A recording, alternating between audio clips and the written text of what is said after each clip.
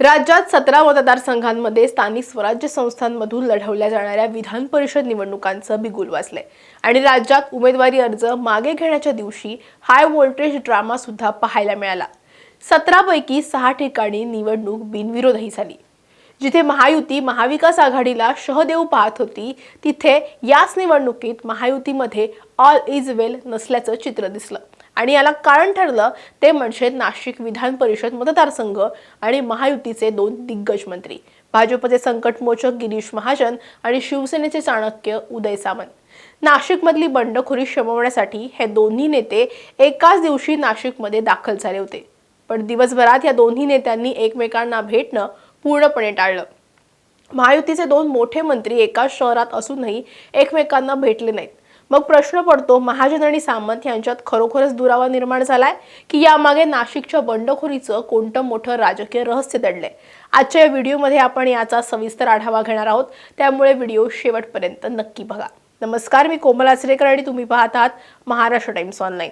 या व्हिडिओला सुरुवात करण्यापूर्वी महत्त्वाची आठवण, महाराष्ट्र टाइम्सचं यूट्यूब चॅनल अजूनही तुम्ही सबस्क्राइब केलं नसेल तर ते लगेच करा। सर्वात आधी समजून घेऊयात की नाशिकमध्ये नेमकं चाललंय काय। नाशिक विधान परिषदेच्या जागेसाठी महायुतीकडून ही जागा शिवसेनेच्या वाट्याला आली। शिवसेनेनं विद्यमान आमदार नरेंद्र दराडे यांच्यावर पुन्हा विश्वास दाखवत त्यांना अधिकृत उमेदवारी दिली। महायुतीचा धर्म म्हणून भाजप आणि राष्ट्रवादीने त्यांना पाठिंबा देणं गरजेचं होतं, पण ट्विस्ट इथेच येतो। भाजपचे ज्येष्ठ नेते आणि संकटमोचक गिरीश महाजन यांचे अत्यंत निकटवर्तीय मानले जाणारे गणेश गीते आणि त्यांचे बंधू गोकुळ गीते यांनी या निवडणुकीत थेट बंडखोरी केली। अर्ज माघारी घेण्याच्या दिवशी भाजपच्या वरिष्ठ नेत्यांच्या सांगण्यावरून गणेश गीते यांनी आपला उमेदवारी अर्ज मागे घेतला, मात्र त्यांचे बंधू गोकुळ गीते यांनी आपला अपक्ष उमेदवारी अर्ज मागे घेतला नाही।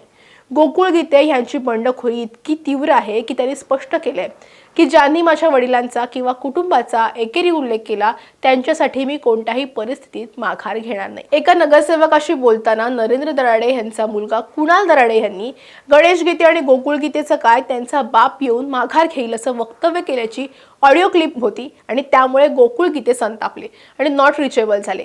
अर्ज माघारी घेण्याच्या शेवटच्या क्षणापर्यंत त्यांची मनधरणी करण्याचा प्रयत्न करण्यात आला, मात्र ते निवडणूक लढण्यावर ठाम राहिले।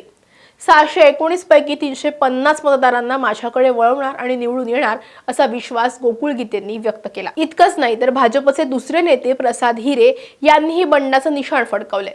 मी 100% ही निवडणूक जिंकणार, माझ्या मागे अनेक मोठ्या ताकदी उभ्या आहेत असं हिरे म्हणालेत। या बंडखोरीमुळे महायुतीचे अधिकृत उमेदवार नरेंद्र दराडे यांची वाट अत्यंत खडतर झाली आहे। त्यामुळे संपूर्ण प्रकरणात एंट्री झाली ती उदय सामंत यांची। शिवसेनेच्या उमेदवारासाठी उभं राहिलेलं हे महायुतीतलं अंतर्गत संकट पाहून उद्योग मंत्री उदय सामंत यांनी नाशिकमध्ये तळ ठोकला। त्यामुळे या दोन्ही उमेदवारांनी दराडेंना पाठिंबा द्यावा यासाठी महायुतीच्या नेत्यांकडून मनधरणी सुरू होती। गोकुळ गीते शुक्रवारी माघार घेऊन दराडेंना पाठिंबा देणार असल्याच्या चर्चा देखील सुरू होत्या। यासाठी सामंत गुरुवारी रात्रीपासूनच नाशिकमध्ये तळ ठोकून होते, तर गिरीश महाजन देखील गुरुवारी रात्री नाशिकमध्ये दाखल झाले होते।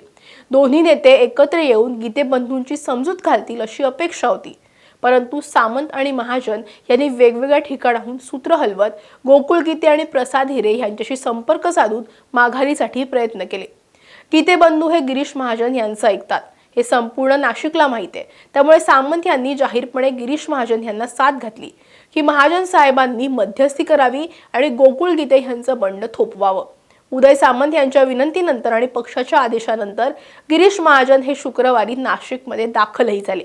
महाजन हे राजकारणात संकटमोचक म्हणून ओळखले जातात, त्यामुळे राजकीय वर्तुळात आशा होती की महाजन आणि सामंत एकत्र बसून या बंडखोरीवर काहीतरी सुवर्ण मध्य काढतील।